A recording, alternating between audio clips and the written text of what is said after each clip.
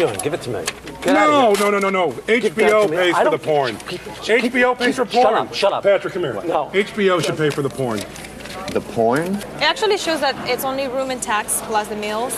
Right, all right, well, we somebody? handle the room and tax, but I can make a call about the porn. Call about the porn. Don't call anybody. I'm paying for it. No, stop it. Stop wasting. What do you waste? I'll pay for it. No, you Larry, need what you need to relax. Shut up. Okay? No, Actually, they said I HBO don't is want you to paying make for the the call.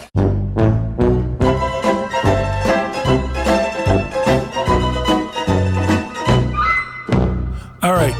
Hi, everybody. This is the history of Curb Your Enthusiasm, and we're doing the so-called pilot special episode now. Right. The first thing before there was a series. Yes. And it was so interesting to watch to me. Wasn't Fascinating. It? And one of the things that I missed more than anything was the music. Right. Different music cues. It was a lovely, whimsical little jazz No, it was fine. The thing about the Curb music, once we start episode 1 of season 1 next week, is it creates the world, music, it does. in a way that I missed seeing. By the way, most of the music cues are still from the first episode of the first season. And like it didn't get moved or replaced. And I always felt like, well, we'll talk about it next week when we get to that episode, but the music cues to me are a laugh track. Oh, they can be. Yeah. On the first one. Yeah. On the special. Yeah. Yeah. I didn't dig it. I just can't believe how much I missed the music on this one. Well, I didn't miss the music because I was there editing every day and I was there with the music cues. Right. And so I remember that. So it just fit that. Yeah. Because the show, it's all right. I went to do a movie once in Toronto. Okay. And Toronto felt like the United States of America, but something was wrong. Yeah. Like Sports Center, hockey's the lead story. Yeah. That alone. But yes, something was just, and by the way, we're talking slightly. And everybody's so much nicer also. Oh, in Toronto? Yeah. Way nicer. And that kind of throws me as a New Yorker. Toronto's like Mayberry. Yeah. So that's how this felt. I agree with you. It feels like Toronto, this special. Yeah, so it's off, but it is, I enjoyed it very much. I wish I could go back in time and we cut about 15 minutes out of it. See, to me, what was disorienting about it, watching it, and I think the only time I've seen it was when it first came out. Right. Was the back and forth between the reality and the Yeah, well, yeah, that the story. It was annoying. Yeah. It was annoying. Yeah. And by the way, the interviews, all of the interviews were real except for my character. My character is speaking like he really is giving. And Cheryl was not interviewed, if I recall. No, not. Cheryl, yeah. So it was, to my knowledge, she might have been, having just watched it a week ago, but I don't remember. And by the way, I have a lot of notes written down.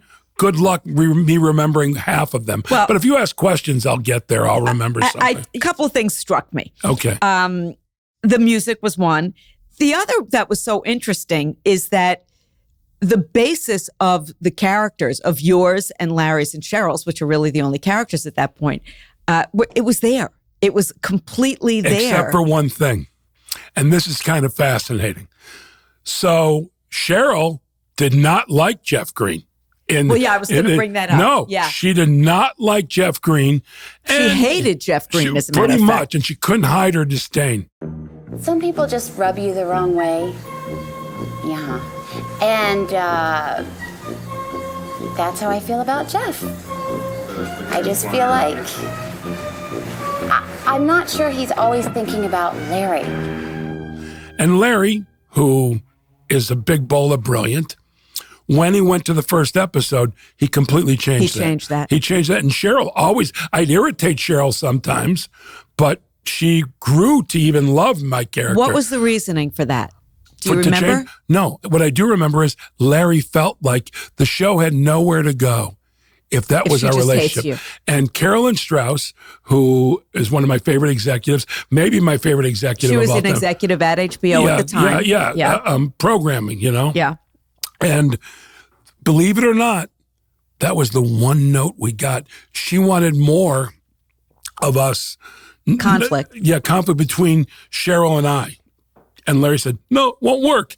And he was right. And he was right, and as back usual. then, I didn't know. I'm like, oh, he doesn't want to do conflict. Yeah. I didn't even think anything of it. And it was actually a big storyline. By the way, I don't want to make out like Carolyn Strauss, pretty much everything she says, I agree with. Yeah. I just want to make that clear. I don't want to make it like she gave us stupid notes. That was the only note. There were no other notes going from the hour, to the series.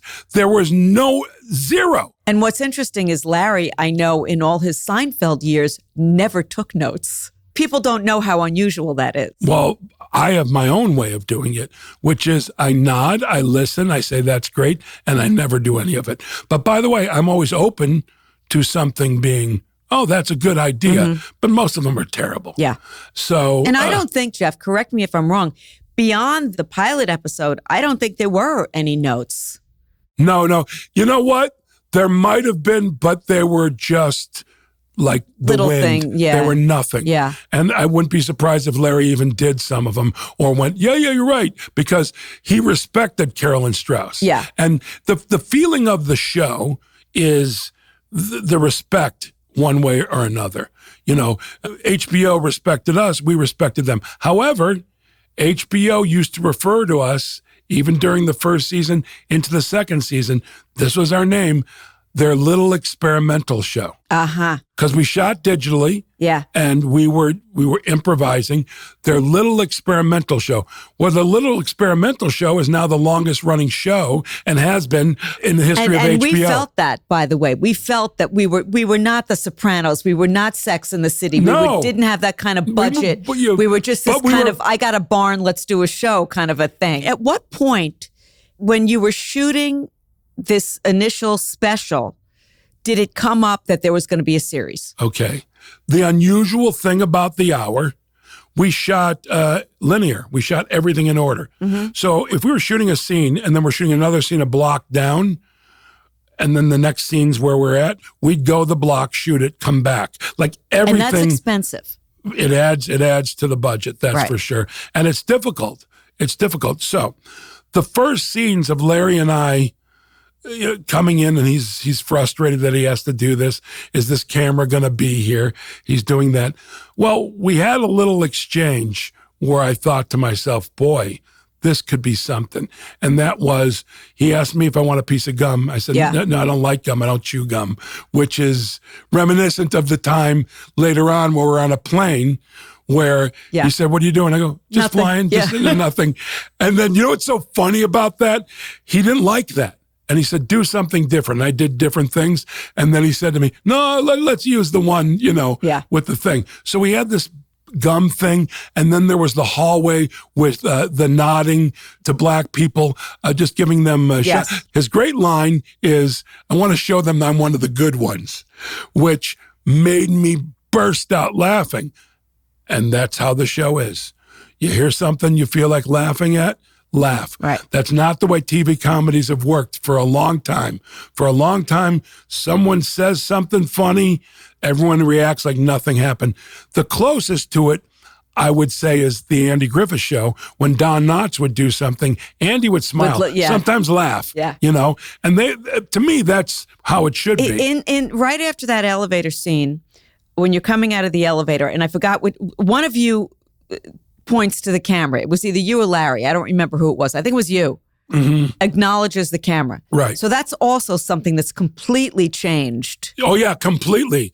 There is no camera now. There's no camera. There's a fourth wall, as we say. There's a fourth wall. But here's what I want to say. To answer your question. Yes. We had so much fun doing all that. And then we went into to film the scene of us pitching the show with Alan Wasserman, wonderful actor, and Judy Toll, one of my favorite comedic voices of all time, who passed away a number of years ago. I was close with Judy. And my wife of yore cast the show, which we talked about in the last episode, and Judy was a close friend of hers. But Judy did our show twice. She was also in the wheelchair episode, and she was having a tough time there, but she died, of cancer. And we filmed that scene. And even her in that scene, she nailed the typical executive. Is there any tape we could see? And then Larry said the funny thing of, there's no tape anywhere of me. There's nothing anyone can see. And we had so much fun doing that. When we walked out of shooting that scene, that specific scene. Which was very early on. Very early on. And by the way, those were the real HBO offices at the time.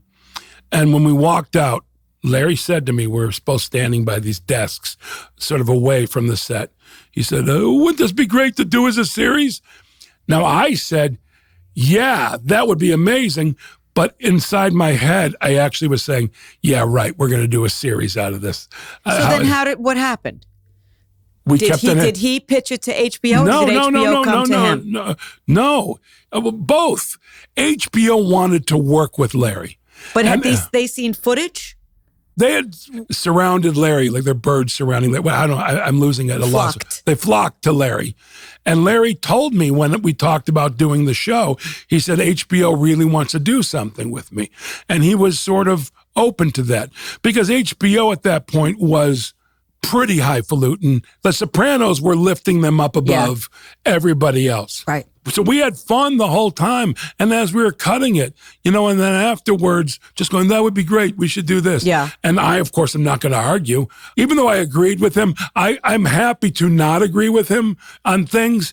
But that one, no matter what, I'm like, yeah, that would be great. But you didn't think it was going to happen. By the way, even by the last day of filming, I didn't think it was going to happen. My recollection is when he called me, which I'll talk about next episode, how I got the part, because I'm in the first episode.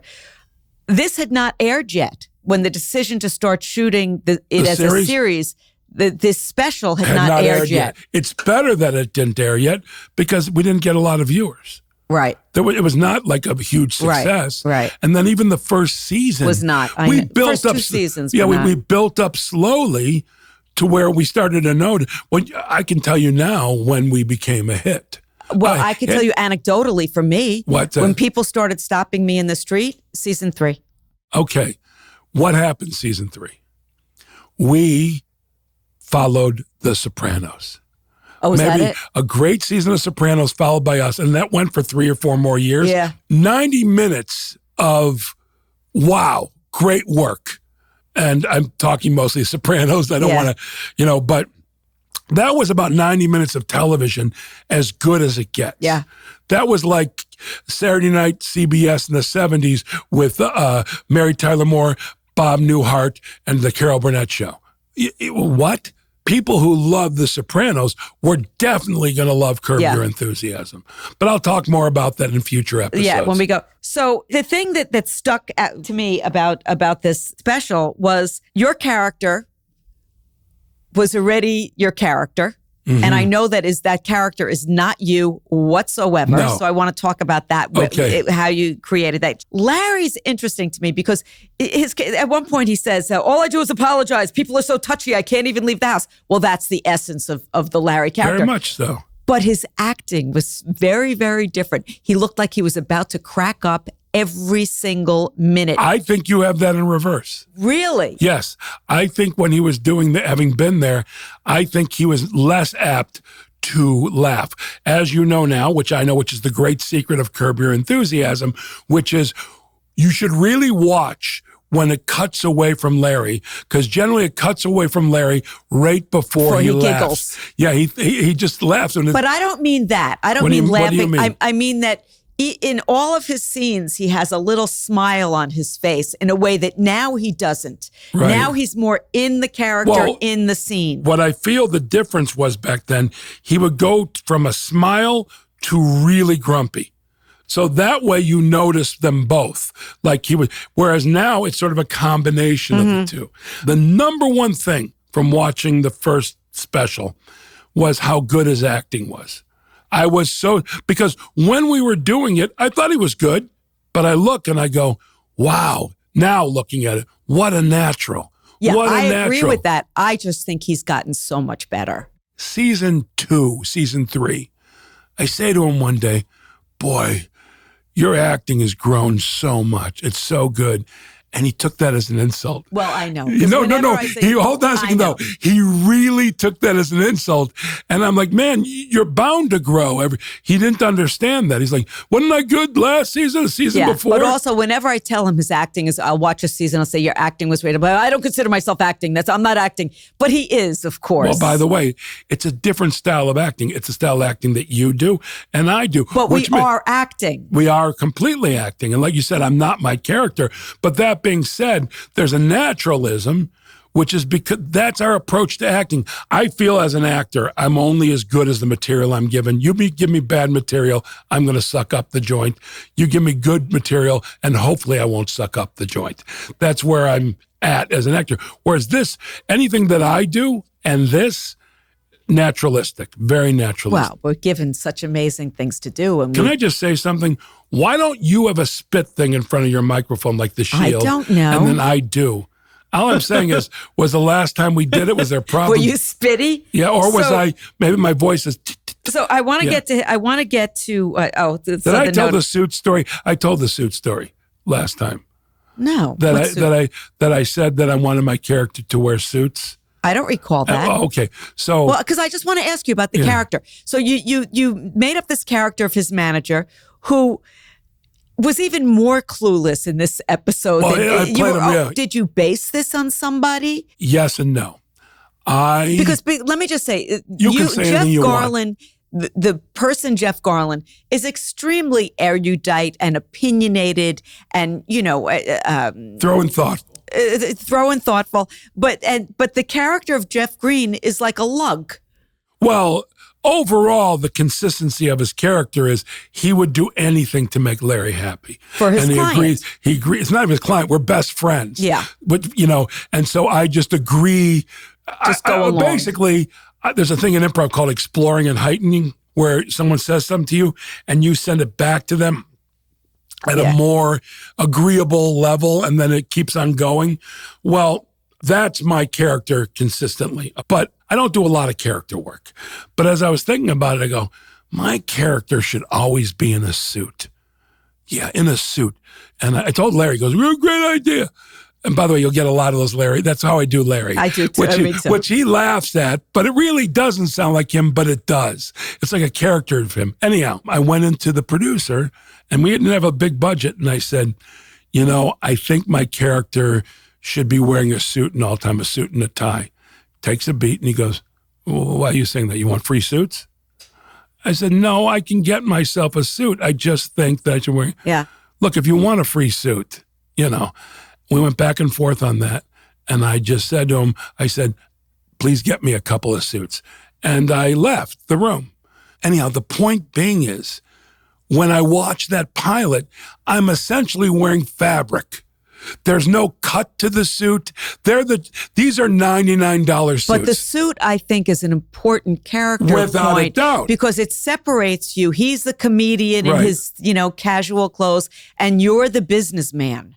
Mm-hmm. You're the showbiz guy. Right. Let's get to him doing his stand-up, because that was the greatest pleasure of this. And every single bit of stand-up that he did was something that I had seen him do in the 80s on stage at comedy clubs. Right. The two form, the posse. The posse's my favorite. I love the posse. But I love the Jonas Salk. I remember him doing that bit. My boy Jonas. My boy Estelle. No, but those are classic Larry bits. Larry bits. And that's why comedians love watching Larry. I mean, whoever thinks of an answering machine in the Old West, that premise alone, you should go, that's the best premise. And the beauty of this entire special is you will never see that again. No. And you haven't seen it. He said there's no tape of him. So we haven't seen it before. That's a time capsule. Exactly. No, just to see him do the stand-up. By the way, when I said I want to cut 15 minutes, the stand-up would be the last thing I'd ever want to cut. Last thing. What would you cut? Would you cut the interviews? You know what? That's like going back and if I knew now, yes, of course, but they served its purpose. And by the way, this whole thing is a great introduction. But there are scenes where nothing happens and it just goes on and it's not funny. And I've already said to Larry, remember that scene? We should have cut that. And he agrees with me, all the ones. But this was the reason why I loved watching this, even though it was flawed, right, was because this was the Colonel. But more than the Colonel. More than the Colonel. Yeah. And out of this came, the brilliance of what Curb became as a series. And maybe you needed this. Maybe we had to have that. You didn't. By the way, any pilot of any show in history, the tone is going to be different from the pilot That's true. on. And if you, and as an exercise season, for people, you could go back and watch pilots, whether it's Mary Tyler Moore or any of the classics. They're all different. The pilots are completely different than what they ended up being. More often than not, they air the pilot as the second or third episode. Because what they shot is better, but they don't want to waste the money of not airing it. Right. Yeah, that's true. Oh, by the way, you mentioned a caricature before. Mm-hmm. I don't know that anything has ever made me laugh so hard as that caricature of Larry. The drawing. Okay. Can I say something about that? The funniest thing ever. I had that. Now, the big one went to Gavin Pallone, the one that's on the stage, but the little mock-up set, yeah, I had that, and I don't know where it is. You don't know where it is. Well, you moved a few times. No, actually, I moved out of my home. Yeah. And I hope it's in the garage. So my wife of yours garage. It is so funny. Well, I have that. And that it is so perfect for him to be disgusted by. Completely But what disgusted. also was great acting-wise in that episode was the executives, the HBO executives, their acceptance of Larry going, no, never do that. No.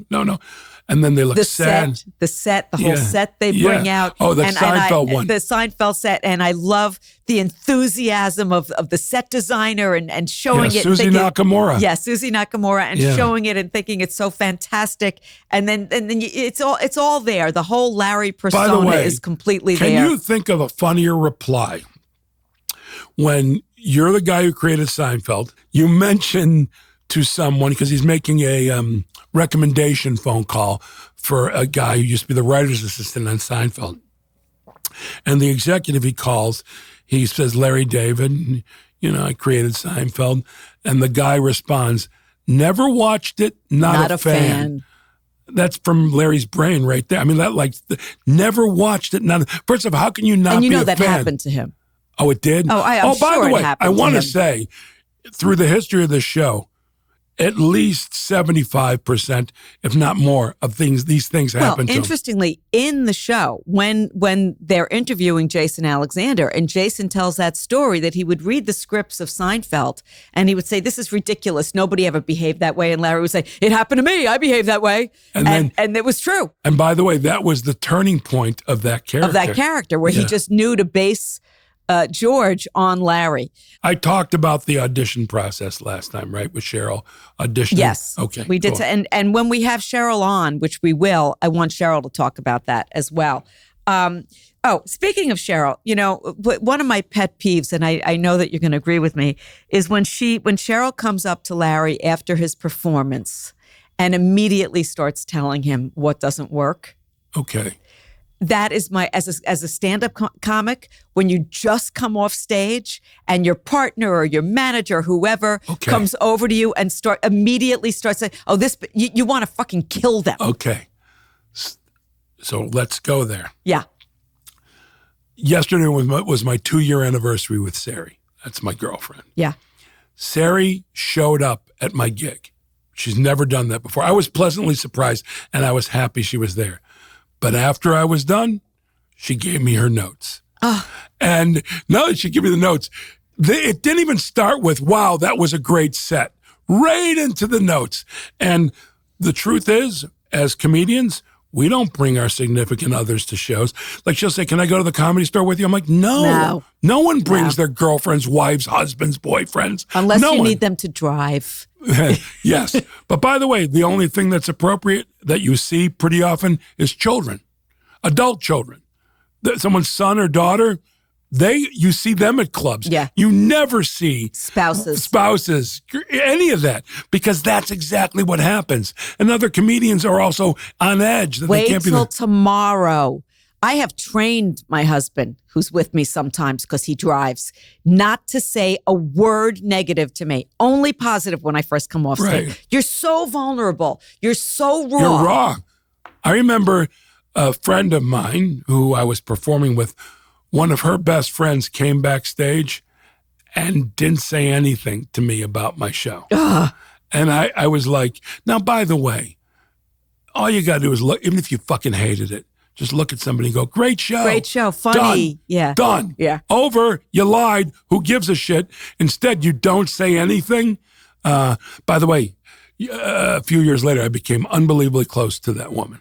I didn't date her, but she was a friend of mine. Well, they don't know. They don't know, of course. Which is one of the things, actually, why I think so much of this show works, because we're all stand-ups and we have an unsaid understanding of each other that nobody else really understands. By the way, it's amazing that Cheryl fits into that. Yeah. Because you, me, JB, Richard Lewis. And the two people that aren't are Ted Danson and Cheryl. Yeah. Of course, I didn't exist in the pilot. No. But you were married. By the way, ironically, though, I thought of you a lot when we were filming the thing. No, go ahead. But you were married, cheating on your wife. So funny you say that. It's like we didn't see my wife. We didn't see anything. And by the way, that I came up with. Like What? I told Larry my idea. About cheating? No, about the idea about the show. And I told a genius. And the genius created something that I thank him for every day. But the one thing in this hour thing that I came up with was the cheating aspect of my character and the whole premise of where he walks through the park with my girlfriend. Hilarious. With the woman I'm cheating with. Yes. And even the bar when I get caught. Like now, he laughs at me cheating.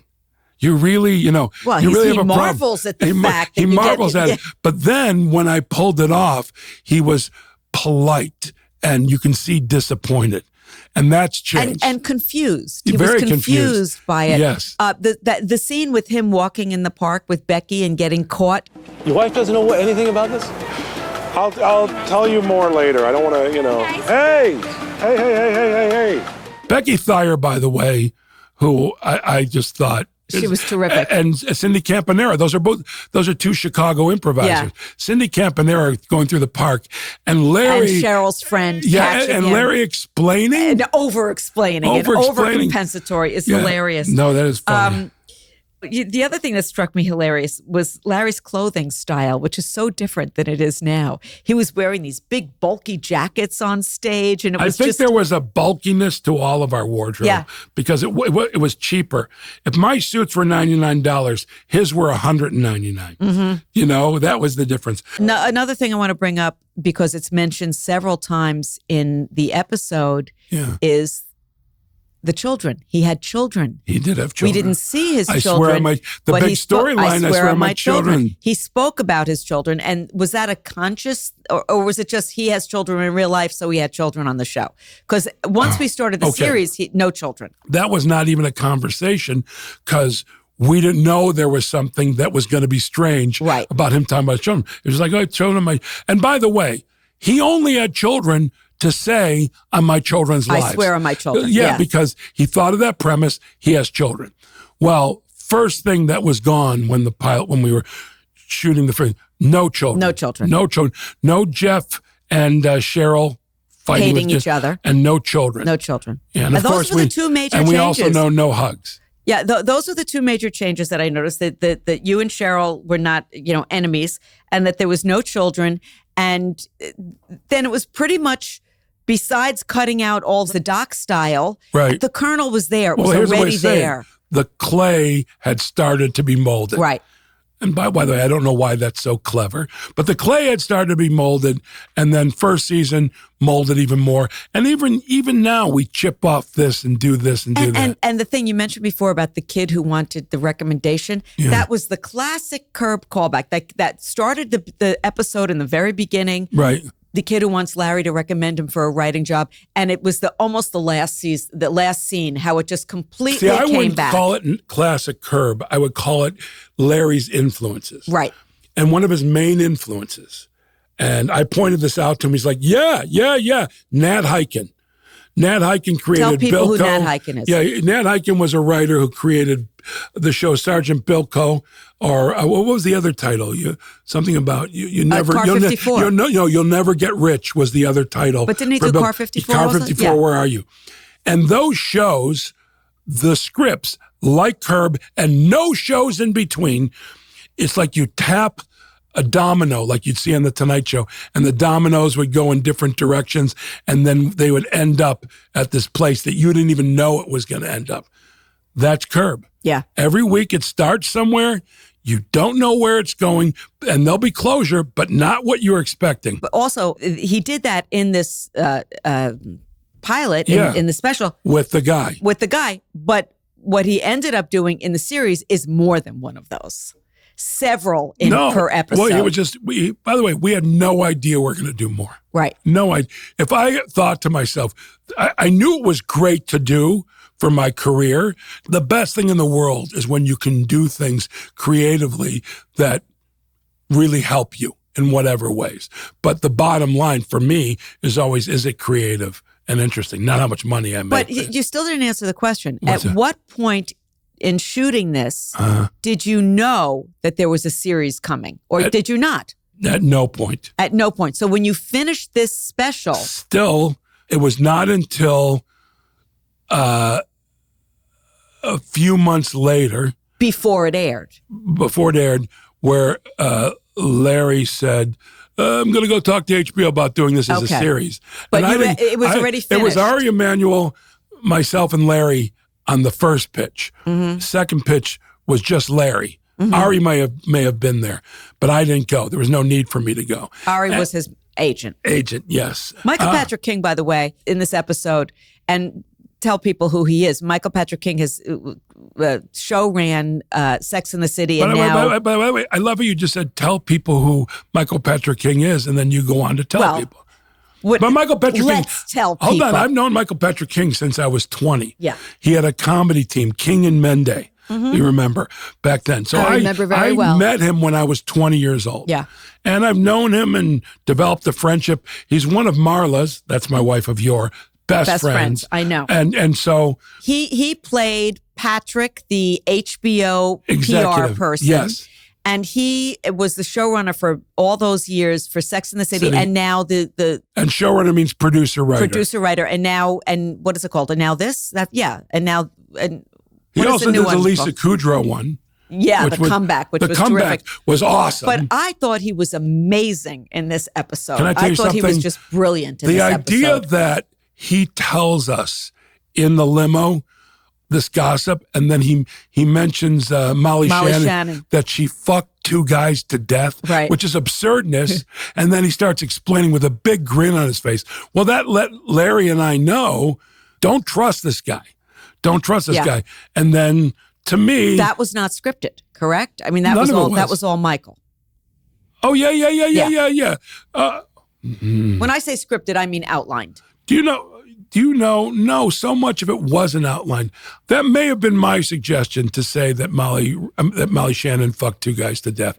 Either way. The joy that he felt in telling the story. Oh, my God, the smile. I just enjoyed watching him. He's such a charismatic performer. It's unfortunate that he just writes and produces. Yeah, he doesn't perform anymore. That was the fun of this, is seeing, there was so many comedians that we came up with, Alan Havey and Mike Reynolds no longer, but just seeing all of these people was very going down memory lane for me. By the way, Michael Patrick King makes what I think is the best scene of the pilot special by far. Yes. Larry David comes down and goes over the bill, and he realizes that it's all porn charges, and I get very upset. I go, let me see this. You're not paying for this.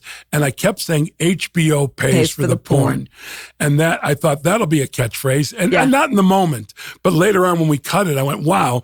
And I kept saying it. And then Michael Patrick King comes over, goes, what? And I go, doesn't HBO pay for the porn? Pay for the porn. And all he does is goes, oh, HBO pays for the porn? Because you can see him he's going to tell people that Larry David watches a lot of porn. Of course, because he's just a gossip. But that scene I look at now, and it truly was a classic Curb scene. Totally classic. And people mention that. You mentioned that episode, and people say HBO pays for the porn. Without a doubt, I've heard that. And I think that was also for your character, not to be overly psychoanalytic, but that was one of the keys to your character. By the way, that was the kernel. You protect your client at all costs. By the way, if we were doing that scene now, it wouldn't be very different. And Correct. By the way, to me, the funniest thing in the scene is At the end of the scene, the button is Larry looking at me and going, shut the fuck up.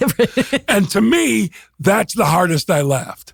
That's the hardest I laughed. And that's all it takes sometimes is that little shut the fuck up that Larry David says and the whole thing. And by the way, do you know the funniest thing, one of the funniest things that struck me on that was you saying, why do you waste? Why do you waste? That struck me so funny. Yeah, why do you waste? It is funny. Because it's such a thing of our parents, you know. Yeah, well, yeah. Why do you waste? Choose, the big wasting festival. But I wanted to say something. You asked me earlier, and I realized I didn't address. How did I come up with the character? I didn't come up with the character. I just did it. You just did it. When I say outside of the suits, there was no thought process put into that character at all. Zero. Not even a 1 out of 100. Zero. I'll talk about it next episode, but I pretty much am the same. I came up with how I wanted her to dress, and that was it. Right. The rest was just, Well, no, but I want to say is, yes, because I have a thought on that. But yeah, so I never thought of anything. It just became, and then as I did it, the first season, like maybe towards the end of the season, I went, oh, I know who this reminds me of. But it was organic. Yeah. And I don't want to say. Yeah. Yeah, but it's a person and a manager and an agent all mixed into one. It's a combo platter. Combo platter. Because my experiences with them certainly colored my character, but I didn't know that. I have a question. When you shot at Caroline's in New York, had you shot the stand-up in LA already? I told you, we shot in order. In order, okay. So if we went to New York to shoot something and there was a scene in LA, I could see us flying across the country. The reason I'm saying that is because I just noticed as a performer and I know that Larry hadn't performed in years, and I noticed by the time he got to New York how much more comfortable he was on stage. Very much so. It was really noticeable to me. And by the way, the show, as I mentioned last, was based on my time helping develop Jon Stewart's Unleavened and Dennis Leary's Lock and Load. So what I did with them, this is actually embarrassing yet funny. What I did with Jon Stewart and what I did with Dennis Leary, I had a different approach with both. John, I kind of had to lead him to a way of more performance because he was such a great writer, to just how to fill a room. Yeah. And that's what we worked on. Yeah. And worked on. With Dennis, who was much more of a performer. Performer. And I wanted him to get to the real person that I know. That's what I wanted. The stories you told, just let people know the real, not the Yeah. So we were filming this special, which I thought there'd be more stand-up. Every night after the stand-up scenes, we go back to the hotel and I would give him notes on his stand-up. And he took some and then nodded. And then at a certain point, he just looked at me, I don't want to do this anymore. Not the special. He didn't want me to give him notes, which, by the way, 100% right. And they weren't even like real. Oh, there, I can see Larry. There's Larry walking over there. We're on set. We didn't even mention that. Yeah, we're on set now. We're in El Segundo in an office building. And that's all I can say. Yes. Not a lot to say. But Larry David is walking by. And by the way, even if we waved to him, he would never notice. He would never notice. But he will come on one day when we're on set. Not one today. day, a lot. But not today. Yeah, but he was walking along. Was he got a coffee there? Probably a tea. No, a tea, wearing not his a coffee. blazer and a blue sweater. Yeah, moving along. He's a Larry David, you all know. The other thing, also looking at him and looking at you now, and same thing when I watched the first episode of myself. We were so young. Oh, well, let's talk about that. But just to get back to, Larry said, I don't want to do this anymore. And he said he was irritated. And I looked at him and went, yep, we should not be doing this. Why am I trying to help him? Because the reason I did was you show the making of a special and it can go either way, depending on Larry's mood when we get to the end. Do you want to shoot a real special or do you want to have it end with you saying, I don't want to do a special? Having seen it now, it's obvious he's never going to do the special. Without a doubt. It was not obvious the first time I saw it, though. Right. I didn't know. And I was actually looking forward to thinking, I'm going to see more of his stand-up. Well, it wasn't clear to me while we were shooting it. So I approached it like I'm helping him develop, which is good for it was almost like doing homework to prepare to be better for the scene. But once that caricature comes down on that big stage, And you look at it, and and the scene with him with Alan Wasserman telling him about his stepfather. It's just a funny, at the end of it, scene. yeah, my stepfather. Such a great scene. Just him getting out of it, and that really sets up the entire series of him getting out of things for 12 seasons. Yes, but by the way, that's Larry David, though. If you want to know a real version of Larry David, that's it. He loves getting out of things, doesn't want to do them in the first place. By the way, that's my instinct. I have social anxiety to the hilt amongst my many. Well, nothing makes me happier than when people cancel. COVID was fantastic for me. It built an excuse for everything. Yeah, cancel. It's like that one episode when Larry, because of his mom's death, uses it as an excuse, which is one of my favorite performances. And we'll get to that. I know, but it's one of my favorite performances. So I'm looking at anything else, Well, by the way, how long have we been on for? About 40 minutes. Okay, so 45? Let's wrap it up. Let me see if I have any other things. Nope. This should be, I want you to include all this. People love when I say nope. Nope. Stepfather, I'm already at the end. Seat, couldn't coordinate.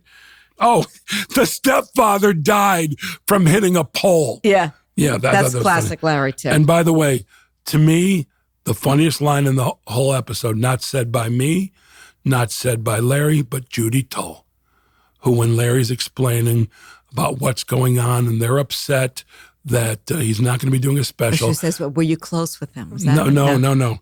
There's no bad people.